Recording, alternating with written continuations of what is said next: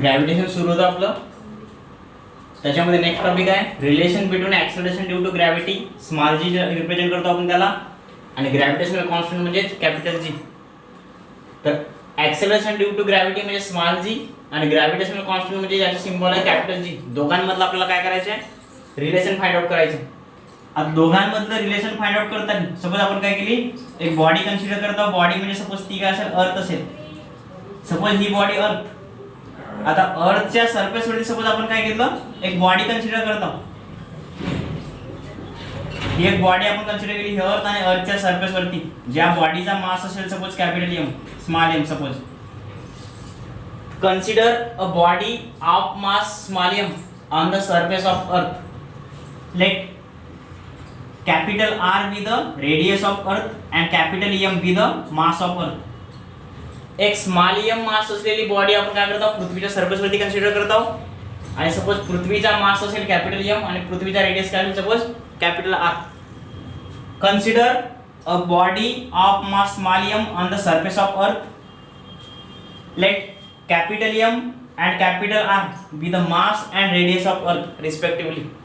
Now when the body is on the surface of earth, weight of the body is equal to काय व्हायला पाहिजे, gravitational force. जेव्हा body पृथ्वीच्या surface वरती असेल तेव्हा त्या बॉडीचा वेट काय होते, डाऊनवर्ड डायरेक्शन मध्ये ऍक्ट होईल.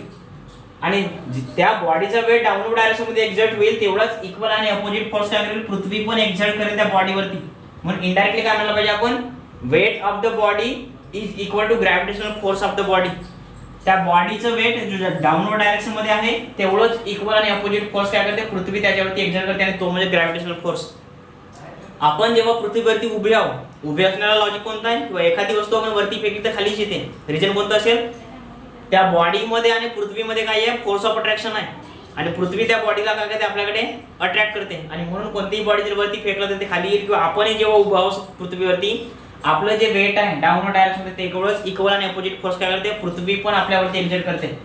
तर when the body is on the surface of earth, the weight of the body is equal to gravitational force exerted by the earth. तर सपोज आपण काय केली, consider a body of mass m on the earth surface. Let capital M and R be the mass and radius of earth. एक small m मास असलेली body पृथ्वीच्या surface वरती consider केली, and capital M and capital R be the mass and radius of earth. Now when the body is on the surface of earth, weight of body is equal to gravitational force. बॉडीचा weight म्हणजे काय व्हायला पाहिजे, gravitational force एवढं व्हायला पाहिजे. आता weight of बॉडीचा वेट म्हणजे काय असेल, सपोज बॉडीचा मास माहिती आपल्याला, small m be the mass of body, hence weight of body is equal to mass into acceleration due to gravity. मासला एक्सेलरेशन ड्यू टू ग्रॅव्हिटीने मल्टिप्लाय करा म्हणजे त्याचं काय असते, वेट तयार होते. सिमिलरली म्हणजे मासचं कन्वर्जन वेट मध्ये करायचं, त्याला acceleration due to gravity small g ने मल्टिप्लाय करा, ज्याची व्हॅल्यू 9.8 असते पृथ्वीच्या सरफेस वरती. किंवा जर वेटचं कन्वर्जन आपल्याला केजी मध्ये करायचं पडलं, मास मध्ये करायचं पडलं, तर काय करायचं, एक्सेलरेशन ड्यू टू ग्रॅव्हिटीने काय करायचं, डिवाइड करायचं. आणि ग्रॅव्हिटेशनल फोर्स म्हणजे काय असते, आपण न्यूटन सेकंड लॉ मध्ये पाहिलं होतं, F इक्वल टू काय असते, Gmm अपॉन r स्क्वेअर. आता ह्या केस मध्ये काय व्हायला पाहिजे, ग्रॅव्हिटेशनल फोर्स म्हणजे काय असायला पाहिजे, Gm म्हणजे पृथ्वीचा मास, m आपण नॉर्मल जनरल फॉर्म मध्ये लिहिताना gravitational force equal to Gm1 m2 upon r square. r म्हणजे दोन बॉडी मधला डिस्टन्स. आता याच्यामध्ये एक बॉडी म्हणजे छोटा स्मॉल m मास असलेली, दुसरी बॉडी म्हणजे अर्थ. तर एक बॉडी आहे कॅपिटल m मास असलेली आणि दुसरी बॉडी आहे small m upon r square म्हणजे दोन बॉडी मधला डिस्टन्स. आता पृथ्वीच्या सरफेस वरती जर बॉडी असेल तर पृथ्वीच्या सेंटर पासून त्या बॉडीचा डिस्टन्स म्हणजे इनडायरेक्टली रेडियस ऑफ अर्थ, म्हणून आपण इथे लिहू शकतो r स्क्वेअर. स्मॉल m दोन्ही साइडून कॅन्सल झालं म्हणजे व्हॅल्यू मिळाली आपल्याला G equal to Gm upon r square. Therefore आपण काय लिहू शकतो, Gr square equal to Gm किंवा Gm equal to Gr square लिहू शकतो. Capital Gm equal to Gr square. and this is the relation between gravitational constant capital G and acceleration due to gravity small g on the surface of earth. Body जर पृथ्वीच्या surface वरती असेल तर acceleration due to gravity म्हणजे small g आणि gravitational constant म्हणजे capital जी, याचा मधला जो रिलेशन आहे तो काय व्हायला पाहिजे, जीएल इक्वल टू जीआर व्हायला पाहिजे. कसं फाइंड आउट केलं आपण, let consider a body of mass small M on the surface of earth. एक स्मॉल एम मास असलेली बॉडी म्हणजे काय आहे, अर्थच्या तुलनेमध्ये छोटी आहे म्हणून त्याचा मास आपण स्मॉल एम ने दाखवलं. Consider a body of mass small M on the surface of earth. Next let capital M and capital R be the mass and radius of अर्थ.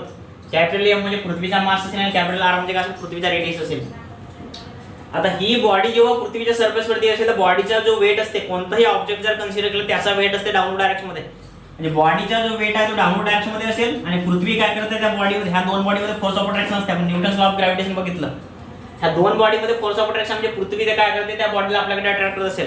म्हणजे बॉडीचा जेवढा वेट डाऊनवर्ड मध्ये आहे तेवढाच इक्वल आणि अपोजिट फोर्स काय करेल, पृथ्वी पण त्याच्यावरती एक्झर्ट करेल. म्हणून आपण काय म्हणतो, when the body is on the surface of earth weight of the body is equal to gravitational force.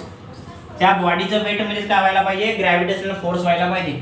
आता बॉडीचा मास होता स्मॉल एम, त्याला acceleration due to gravity multiply म्हणजे ते बनते weight m into g equal to gravitational force according to Newton second law of motion. gm1 m2 upon r square लिहितो आपण. r म्हणजे दोन बॉडी मधला डिस्टन्स आणि m1 m2 म्हणजे दोन्ही बॉडीचा मास. आता एका बॉडीचा मास म्हणजे अर्थ ज्याचा कॅपिटल एम आणि दुसरी बॉडी म्हणजे स्मॉल एम मास म्हणजे स्मॉल एम दोन्ही साईडून कॅन्सल. म्हणजे ही व्हॅल्यू झाली g equal to gm upon r square. Therefore काय व्हायला पाहिजे, gm r स्क्वेअरला सपोज लेफ्ट साइडला शिफ्ट केलं तर gm equal to gr square. याला सपोज दिली इक्वेशन नंबर 1. आणि this is the relation between gravitational constant capital G आणि acceleration due to gravity small g on the surface of Earth. जेव्हा काय असेल पृथ्वीच्या सरफेस वरती जर आपल्याला ऑब्झर्व करायचं पडलं तर हा काय व्हायला पाहिजे, दोघांमधला रिलेशन व्हायला पाहिजे. आता सपोज आपण काय केलं, ही जी बॉडी आहे पृथ्वीच्या सरफेस पासून सपोज वरती कन्सिडर केलं, दुसरी जर डायग्राम काढायची पडली तर ही बॉडी सपोज डायग्राम ही अर्थ असेल ज्याचा मास आहे कॅपिटल एम, हा सेंटर सपोज, आणि ही बॉडी सपोज आता एवढ्या हाईट वर जर कन्सिडर केलं, h एवढ्या हाईट वर कन्सिडर केलं आणि ही व्हॅल्यू व्हायला पाहिजे परत r. आता ह्या केस मध्ये काय व्हायला पाहिजे, अगेन पृथ्वीचा मास आहे कॅपिटल एम, बॉडीचा मास आहे परत स्मॉल एम. आता ती बॉडी एक्झॅक्टली पृथ्वीच्या सरफेस वरती नसून पृथ्वीच्या सरफेस पासून सपोज h एवढ्या हाईट वर आहे, ॲट हाईट h काय व्हायला पाहिजे, वेट ऑफ बॉडी. अगेन आता आपण जो normally acceleration due to gravity small G consider करत आहोत तो पृथ्वीच्या सरफेस वरती असते जी. आता पृथ्वीच्या सरफेस पासून वरती जर गेलो आपण किंवा पृथ्वीच्या सरफेस मध्ये अंदर जरी गेलो तर ऍक्सेलरेशन ड्यू टू ग्रॅव्हिटी काय होते, चेंज होते. आता बॉडी ज्या हाईट वर आहे h एवढ्या हाईट वर आहे पृथ्वीपासून, त्या h हाईट वरची acceleration due to gravity consider करावं लागेल. Let gh be the acceleration due to gravity at height h एवढ्या हाईट वरची ऍक्सेलरेशन ड्यू टू ग्रॅव्हिटी म्हणजे सपोज काय असेल, gh असेल. Therefore again same formula apply करायचं. पृथ्वीचं बॉडीचं वेट म्हणजे ग्रॅव्हिटेशनल फोर्स. आता बॉडीचा वेट घ्यायचा पण इथं ऍक्सेलरेशन ड्यू टू ग्रॅव्हिटी घेताना h हाईट वरची ऍक्सेलरेशन ड्यू टू ग्रॅव्हिटी घ्यायची. तर हे व्हायला पाहिजे m into gh म्हणजे काय आहे, acceleration due to gravity at height h height वरची इक्वल टू फॉर्म्युला लिहिलं तर काय व्हायला पाहिजे, again weight of body equal to again काय होईल, gravitational force.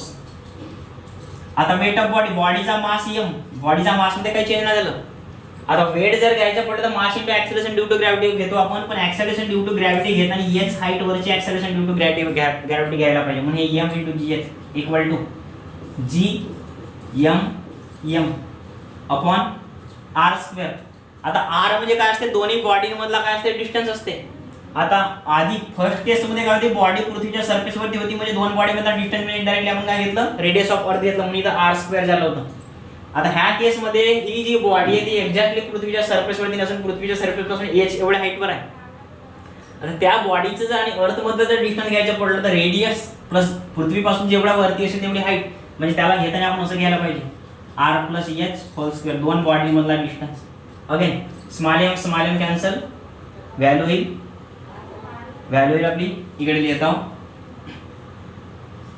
gh into r plus h whole square equal to gm किंवा gm equal to GM equal to GH into R plus H whole square. Suppose याला दिलं equation number 2. आता इथं suppose आपण observe केलं दोन्ही फॉर्म्युले सेम आहे. एक आपण पृथ्वीच्या सरफेस वरती लावलं डायरेक्टली आणि दुसरं कशासाठी लावलं, दुसरं पृथ्वीच्या सरफेस पासून H एवढ्या हाईट वरती अप्लाय केलं.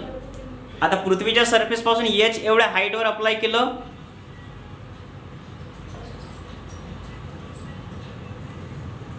आता त्या केस मध्ये काय व्हायला पाहिजे, पृथ्वीच्या इक्वेशन 1 आणि इक्वेशन 2 ऑब्झर्व करायचं.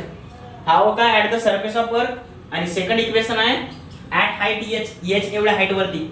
आता दोन्ही व्हॅल्यू कशाच्या होत्या, GM च्याच दोन्ही व्हॅल्यू आहेत. दोघांचे लेफ्ट हँड साइड इक्वल म्हणजे दोघांचे काय व्हायला पाहिजे, right hand side equal. Therefore from 1 and 2 काय म्हणू शकतो आपण, दोघांचे लेफ्ट हँड साइड इक्वल म्हणजे दोघांचे राईट हँड साइड इक्वल. हे काय व्हायला पाहिजे, GR² equal to GH into R plus H whole square. आता व्हॅल्यू सपोज आपल्याला GH ची जर काढायची आहे तर हे व्हायला पाहिजे GR² upon R plus H whole square. यालाच लिहिताना आपण असं लिहू शकतो G into R upon R plus H whole square.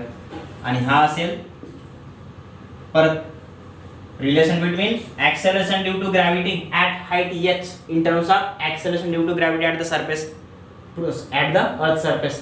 म्हणजे पृथ्वीच्या सरफेस वरची ऍक्सेलरेशन ड्यू टू ग्रॅव्हिटी आणि H हाईट वरची ऍक्सेलरेशन ड्यू टू ग्रॅव्हिटी याच्यामधला रिलेशन असेल हे GH equal to G into R upon R plus H whole square. तर हे असेल ऍक्सेलरेशन ड्यू टू ग्रॅव्हिटी आणि ग्रॅव्हिटेशनल कॉन्स्टंट मधला रिलेशन आपण काय करू शकतो, अशा प्रकारे फाइंड आउट करू शकतो.